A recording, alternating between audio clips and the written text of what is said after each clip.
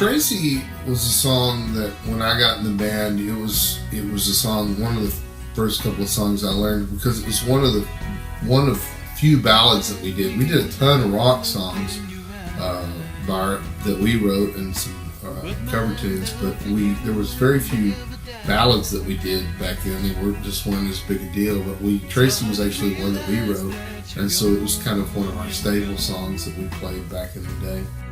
Traci was one of those songs, again, like One More Cry. It was just, we had a few of those landmark songs when we were first starting out that they were important to the group's progression. The song originally was written by Jim years ago about a girl named Traci. Not exactly sure who that may be about, but there's several candidates in line, I'm sure.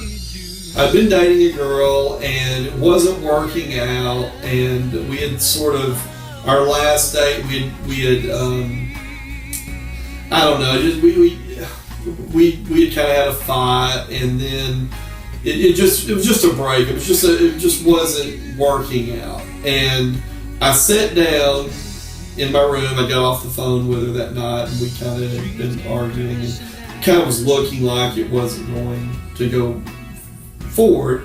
And I sat down and basically played probably one of the most complex chords that I knew at the time. It was a F sharp minor bar, and just kind of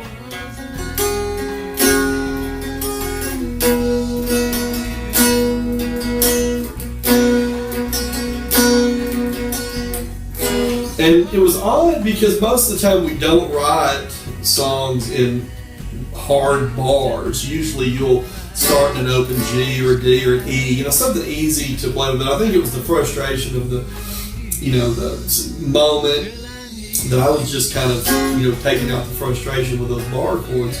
And the song just wrote itself, basically. He was talking about the demise of a relationship. And we were good friends, too. And that's the unfortunate thing of dating a friend or something where you're friends first, then you start dating, and sometimes it's just really hard, if not possible, to get back to that friendship that you had initially, because it's just things change, and so the lyrics were just flowing out, and I was writing them down. It was almost one of those songs that just wrote itself. Yeah. Well, Traci, loved the song the very first time I heard it. I remember Jeffrey and Steve on a Friday. I think Winsboro was out of school that day, or they just skipped, one of the two, I don't know. But I remember them going to GM Records to remix some music that we had done down there. And then they were going to come to Mount Pleasant and come see me. We were having our pep rally. They were just going to come to the pep rally later in the day. And of course, at that time, they had met a lot of people in Mount Pleasant. They were friends with folks, so they knew people as well, just like I knew people in Winsboro. So it wasn't uncommon for us to do that. So they showed up, went to the pep rally. After the pep rally, they went back to my house, and I showed it to them. So they wrote this song called Traci. Well, immediately Jeffrey said, "Oh, no, you got to call it Stacy," because he liked a girl from Mount Pleasant named Stacy. And like was a kind of a weak word for infatuation he had for her. So he's, "Oh, you got to call it Stacy." I'm not going to call it Stacy yet. So we went back and forth. I showed him the song, and he just loved it. And very similar to the reaction he had with One More Cry and a few other songs. He just really liked it. Steve liked it too. And I always kind of felt like it was, kind of the way Peter Criss felt when he brought Beth to Kiss. And we didn't have a song at that time that was a girl's name. We had written a lot of songs, but there wasn't a girl's name. So that made it kind of an original thing. So they really liked it, and they wanted to take it to the studio as soon as possible to record it. And we only had one more person we had to get it by, which was Kenny, because we always wanted the support of each other, of the group at the time. And I remember taking the song to Kenny later that weekend. And I remember Jim coming in with Traci. I think he even showed it to me at like a family gathering at like 9 at night, and I immediately fell in love with it. Everyone in the band, as soon as they heard it, fell in love with it. It's one of those songs where we heard it, and it was recorded within like 2 or 3 days at GM Records. So I wrote the song sometime during the week, and I remember distinctly being pretty proud of the song. It was a complete, finished song. Thought the lyrics were pretty good. It was a narrative, kind of telling the story of a demise of the relationship, of our relationship, and a little bit dramatic. I think it was lyrically. Looking back at it now, I think it came off a little bit more serious and dramatic. You know, like there was this big, huge breakup. It was just teenage kids. You know, get together and break up every day or whatever. But the moment was captured in that particular song. Of course, we play it quite a bit, so we had a lot of people would ask, "Who's the song about? What'd you write that song about?" I think I went for a while. I didn't even know who it was about. Who it was, I don't know. Maybe it's still a mystery. Contrary to popular belief, the girl's name wasn't Traci. I mean, that was the name that I used for the song. Now, I say that one name, the name that she went by was not Traci. I should say it like that. There were several Tracys that lined up saying it was about me, or they wrote that song about me. But I'm going to tell you right now who the song's really about. The song is really about.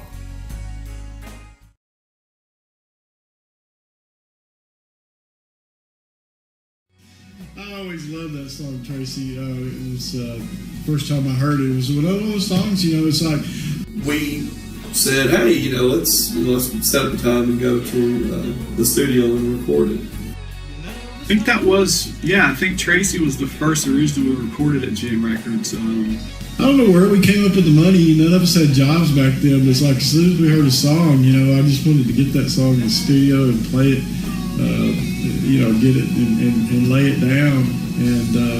And I remember hearing the studio version. The studio version was recorded with Jeffrey and Jim and Kenny and Steve, I think, before I came along. We set up studio time on a Saturday. I remember I was going with my parents and my family back to Athens, where I grew up, and was going to go there and spend the night and visit people. I think we went to a football game and a dance afterwards, whatever. But I was staying in Athens that night. So it was another one of those situations of not having a cell phone, of course, during that time period, and you're setting up these meeting times well in advance and hoping that nothing's changed. I remember James Alderman, who was one of the former singer of an old band I was in called Aslan, and he was also a photographer and into video equipment. And James had been around us a lot. He'd come to our concerts, and he was always taking pictures and very supportive of the group. And I was telling him about the studio, and he goes, "Hey, I'd love to come to the studio with you guys and take pictures." And I needed to ride to the studio, otherwise I was just going to have to go with my parents and have them drop me off on the way back to Mount Pleasant. So I said, "Yeah, come with us."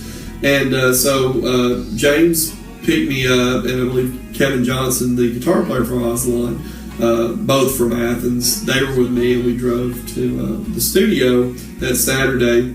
We were so pumped. We had James Alderman come down. He's taking pictures of us. In fact, the pictures on the back of the new album are pictures he took from that time period. So it was pretty exciting. And then when James and Kevin and I got to the studio, Kenny and Jeffrey and Steve were over there. It was an interesting situation because at the time, this was the first original that we had taken to the studio. And I was the only one who knew the song. I was the only one who knew the rhythm of the song. The song was only about a week old at the time. And I remember Jeffrey, I think, knew the melody, and I had the lyrics, so he was going to be okay. But we got to the studio, and it was one of those things like, I was going to think, well, I guess we're going to get to the studio, and I'm going to teach Steve and Kenny the song, and then we're going to go over it a few times and record it. Well, we got there, and Steve was like, I don't want to learn it. You know it, play it. I'll just produce. I'll just stay in the control room and run faders. And I'm like, okay. And then Kenny was like, I think I tried to show Kenny the song or something. Kenny's just like, oh, you know the song, just play it. You play it. I'll play the solo. He had a solo that he had worked on. And I believe Jeffrey played bass, and it was an interesting recording session. It was the first time I realized the importance of a click track and a metronome, because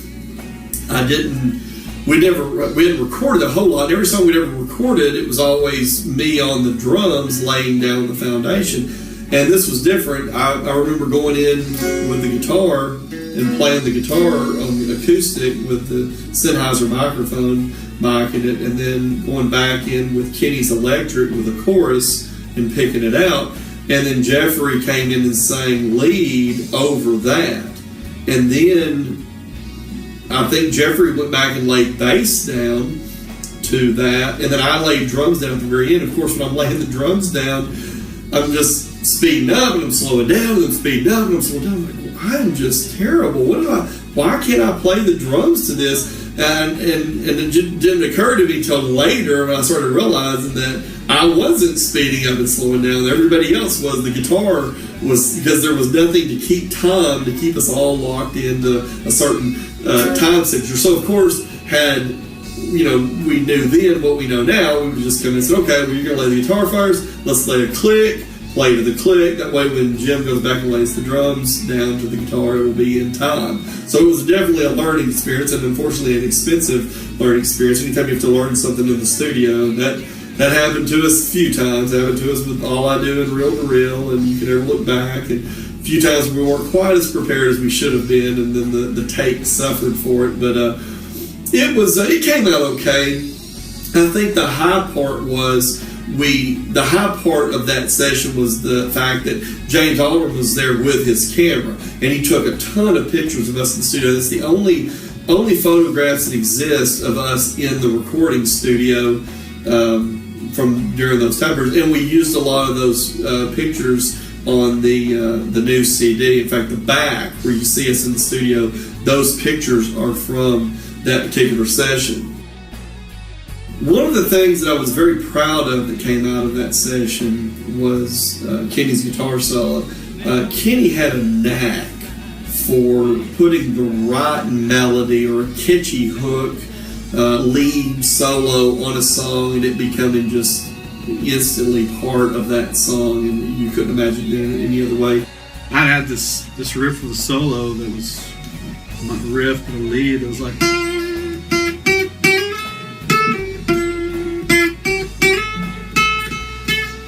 something like that. And that particular solo, it just did something to me. I thought it was very melodic and very just perfect for the song. There's a few guitar solos that are out there that you can almost hum along with when they come on the radio, and so I always loved that particular solo. I remember Jim liked it more than I did. It was something I just kind of threw out there because it sort of followed the melody line, but he was always a big fan of that solo. In fact, to this day, he knows it note for note, every little bend perfectly played, and I don't really remember it, but I do like the melody. It reminds me a little bit of While My Guitar Gently Weeps. Clapton, very slow, melodic, soulful, and the solo that you're hearing on the new album, the Traci version there, is very, very close and similar to what he did on the original demo. Just trying to keep it the same feel that he had then, and so again, it was a thing of me throwing something out there and seeing somebody liked it. And I remember Steve at the time thought my guitar tone sounded like cats meowing, which listening back, it's not far off. It was a very high-pitched sort of metallic tone, which we didn't know a lot in the studio at that time. So I think he caught a little bit of flag. Steve, I remember Steve kind of saying it sounded like cats meowing or cats crying or something like that. So we used to say that a lot back then. But I think it was meant as a compliment. It was just kind of a very, very melodic, slow, catchy solo, and it was something that I stuck with the song. And I learned how to play the song off of that original version, so I remember it from way back in the day. I guess another memory that I have of that is Steve and I had taken that song we were in choir. It was our senior year. We were in choir, and Steve Watson was our choir director, and we played it for him. We took the studio version, and he loved it, and he wanted to write it out in sheet music. So we stayed there after school one day, and Mr. Watson put it to sheet music. I think that song, Traci, along with One More Cry and a couple of others were, I guess they, signature songs, landmark, however you want to call them. That Traci was definitely one of them.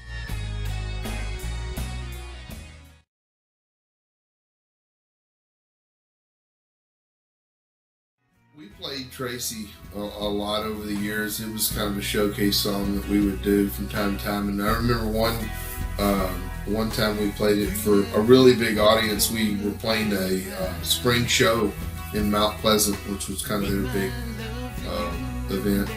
When we were asked to play the spring show in Mount Pleasant. It was sort of the equivalent of the Mount Pleasant version of the junior finals that Winsboro had. It was the Mount Pleasant auditorium was very impressive. I think it held like 1,200 people. Big balcony, big stage. I mean, it was one of the nicest stages that I've ever seen for a high school, especially back then. And we were excited to play, and I remember us playing All I Do, and we decided to play Traci. My biggest memory of playing that song at the spring show was that Jeff's guitar was out too. And we played it, and we had just gotten through playing this really upbeat rock song of ours, and I was pounding on the guitar the whole time. And Jeff's just running around the stage, and he's grabbing his sway bar on his V, and he's hammering it, and he's hitting his guitar, and he's driving to his knees and jumping around, just really going crazy. And unfortunately, his V did not have tremolo locks on it. then when it was over, Jim would come to the front of the stage and play Traci on my guitar, and I'd play bass. And so I was coming out from the drums. I was going to come out and play guitar, and that was something I'd done a lot in the group. That was kind of my moment, of my Beth moment, if you will. The drummer comes out, or Tommy Lee with the Home Sweet Home piano part. The drummer will come out, and I'll grab somebody's guitar, and I'll play Beth, and Jeffrey and I will sing it, or we'll do something like that. This was kind of what that was about. I remember Kerry Chafin was playing with us on keyboards. He got off the keyboards, came to the drums. I went to the front of the stage. Jeff took the bass from Jeffrey and gave me his V. I don't, looking back on it, we really shouldn't have played Traci. In a show like that, you don't want to play a lot of slow songs, especially if they're unknown. It's one thing to go on stage and play Home Sweet Home, and everybody knows. It's another thing to go on and play one of your slower songs. Well, we decided to play it.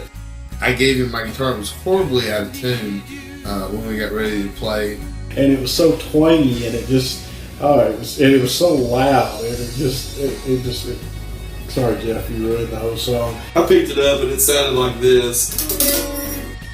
Oh my goodness, if you're going to make a fool in front of yourself, make sure you make a fool in front of yourself in front of 1,200 people. That's always good in your hometown. So I'm on stage trying to tune this mess of a guitar, and it's not coming together. It's not holding tune, and then I'm thinking to myself, God, I hope that I'm just trying to get in tune with myself, much less get in tune with the other guys, the bass and the Steve's guitar. And I was the one carrying this song on Traci. I was the one playing the rhythm. Steve had not even planned on, playing any of the rhythms. Steve had some little fills he had lined up and some accents, but I was the one carrying the song. And Jeff, of course, on bass. Jeffrey was just going to sing.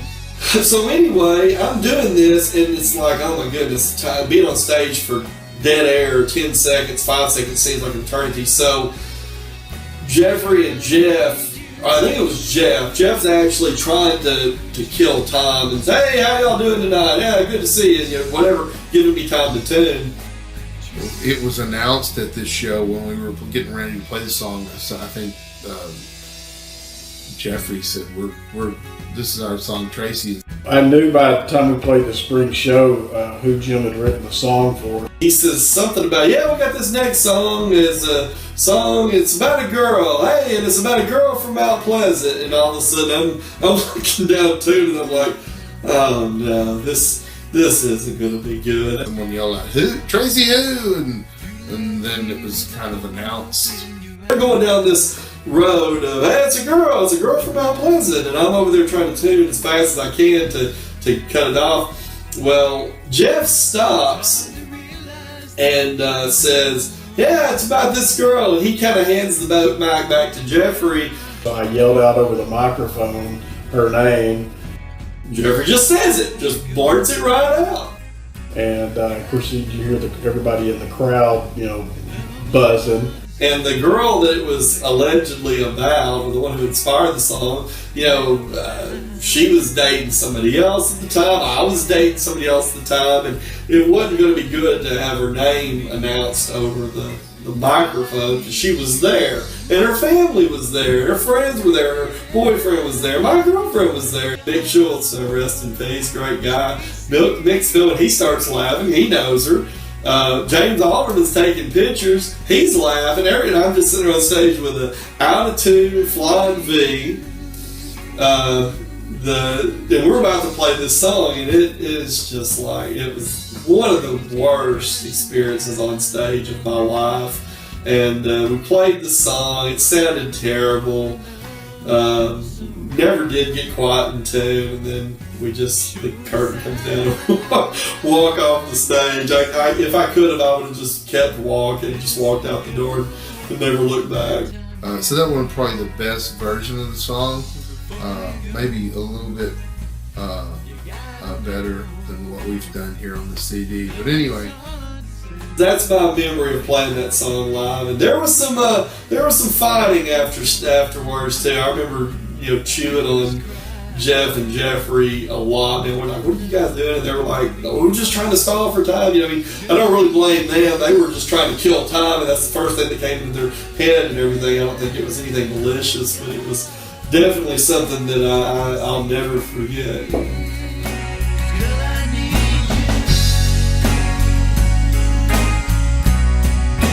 Girl,